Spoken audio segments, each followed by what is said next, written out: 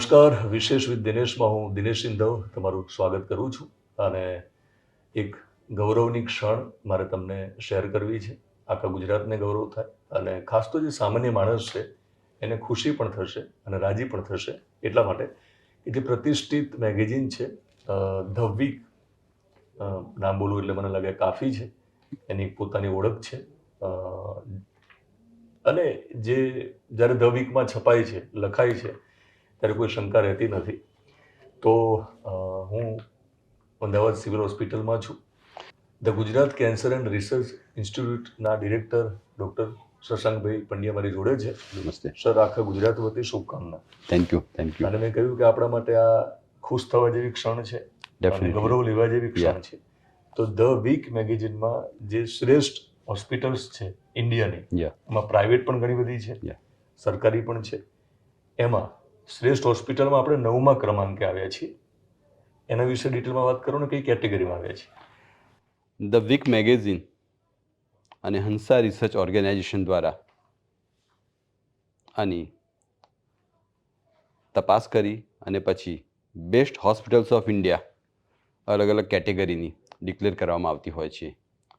Best hospitals of India multi speciality category, તે જ રીતે ડિસીઝ વાઇઝ એટલે કે ઓન્કોલોજી એટલે કે કેન્સરની best hospitals of India, cardiology, neurology, ophthalmology એવી અલગ અલગ કેટેગરીનું એ લોકો રેન્કિંગ આપતા હોય છે. મને જણાવતા આનંદ થાય છે કે છેલ્લા 5 વર્ષથી the Gujarat cancer and research institute કે જે અમદાવાદ સિવિલ કેમ્પસ ખાતે આવેલી સંસ્થા છે અને ગુજરાત સરકાર અને ગુજરાત કેન્સર સોસાયટીના સંયુક્ત સંચાલનથી કાર્ય કરતી આ એક સંસ્થા છે. ત્યાં લાખો ગરીબ દર્દીઓ સારવાર માટે આવતા હોય છે. જ્યારે કોઈ થર્ડ પાર્ટી એજન્સી આપણને રેન્કિંગ આપતી હોય છે ત્યારે તેનાથી દર્દીઓનો ઉત્સાહ વધે છે અને સવિશેષ ત્યાં કામ કરતા દરેક કર્મચારીનો ઉત્સાહ વધતો હોય છે. મને જણાવતા આનંદ થાય છે કે આ આપણા દરેક ગુજરાતી માટે ગૌરવ લેવાની એક ક્ષણ છે. આનું શ્રેય જો મારે આપવું હોય તો જીસીઆરઆઈ ટીમ એટલે કે જીસીઆરઆઈમાં કામ કરતા ક્લાસ 1થી માંડીને ક્લાસ 4 સુધીના દરેક કર્મચારીને આનું શ્રેય મારે આપવું પડે. અને એ લોકોની અથાગ મહેનતના લીધે આજે જીસીઆરઆઈનું એક નામ છે. મને જણાવતા આનંદ થાય છે કે લાસ્ટ યર 2024માં આપણા દેશમાંથી લગભગ દરેક રાજ્યમાંથી જીસીઆરઆઈ ખાતે દર્દીઓ આવે છે અને મોટાભાગના દર્દીઓ આયુષ્યમાન ભારતમાં તેઓની સારવાર ફ્રી થતી હોય છે. લાસ્ટ યર 35% જેટલા દર્દીઓ ગુજરાત બહારના હતા. ફક્ત લદ્દાખ, મણિપુર, મેઘાલય અને સિક્કિમ સિવાય હર કોઈ રાજ્યમાંથી દર્દીઓ જીસીઆરઆઈ ખાતે આવેલ હતા. હું જો આપને વાત કરું તો યુપીથી 1043 જેટલા દર્દી લાસ્ટ યર જીસીઆરઆઈ ખાતે સારવાર માટે આવેલ અને બિહારમાંથી 265 દર્દી સારવાર માટે આવેલ. એ બતાવે છે કે દરેકનો વિશ્વાસ છે કે જીસીઆરઆઈમાં જઈશું એટલે મારું કામ 100% થઈ જશે.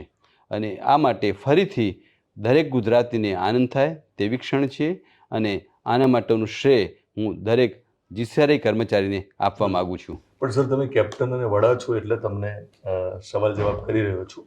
બાકી મેં નોંધ્યું પણ છે, હું તો અહીં આવું જ છું હોસ્પિટલમાં દરરોજ, એટલે લિફ્ટમાં અથવા આવતા જતા જે વર્ગ 4ના કર્મચારીઓ મળે ત્યારે હું એમને થેન્ક યુ કહું છું બધા વતી.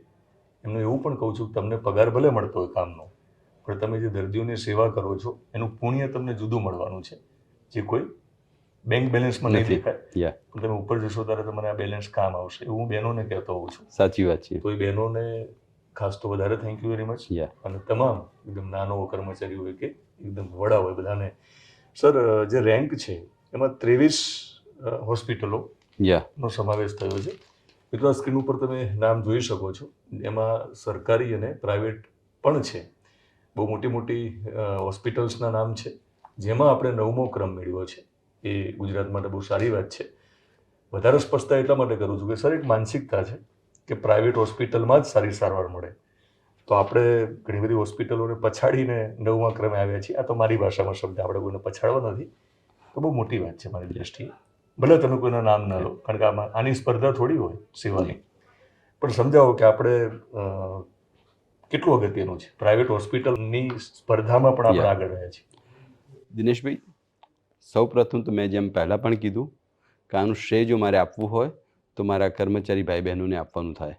ક્લાસ 1થી માંડીને ક્લાસ 4 મને જણાવતા આનંદ થાય છે કે જીસીઆરઆઈમાં વર્કિંગ અવર સોમથી શુક્ર 9 થી 5 હોય છે, પરંતુ ક્લાસ 1થી ક્લાસ 4 જે કોઈ કર્મચારી હોસ્પિટલમાં એક્સ્ટ્રા અવર કામ કરે છે તો તેઓને અમે ઇન્સેન્ટિવ પણ આપીએ છીએ. અને આથી જ અમારો કિમોથેરાપી વિભાગ, રેડિયોથેરાપી વિભાગ, સર્જરી, એનેસ્થેશિયા, પેથોલોજી વગેરે વિભાગ 9 થી 8, 9 વાગ્યા સુધી કામ કરતા હોય છે. અને આમાં બહેનો પણ છે. સવિશેષ જણાવતા મને આનંદ થાય છે કે અમારે ત્યાં ઘણા બધા ડિપાર્ટમેન્ટના હેડ બહેન છે, નર્સિંગના હેડ બહેન છે, તે ઘણી બધી જગ્યાએ હોય છે.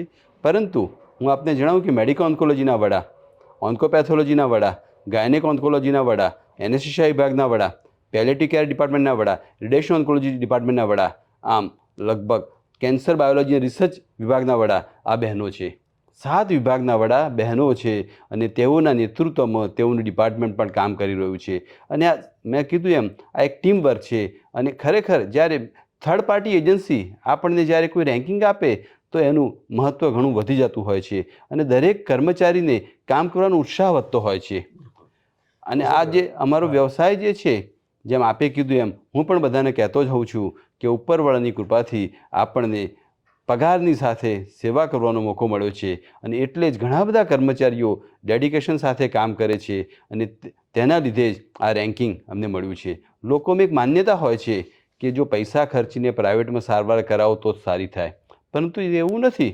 અમારે ત્યાં જે કોઈ દર્દીઓ આવે છે, એકવાર આવે પછી તેની માન્યતા બદલાઈ જતી હોય છે.